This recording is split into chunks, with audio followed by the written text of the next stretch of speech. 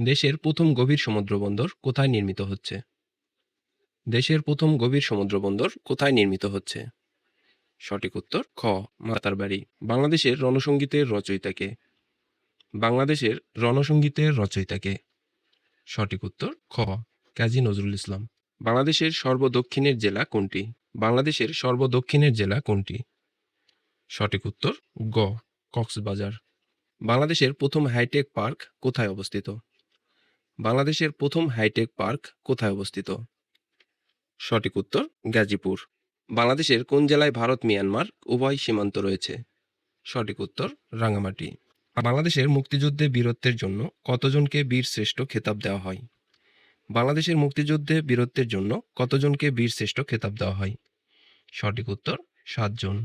কর্ণফুলী টানেলের দৈর্ঘ্য কত? কর্ণফুলী টানেলের দৈর্ঘ্য কত?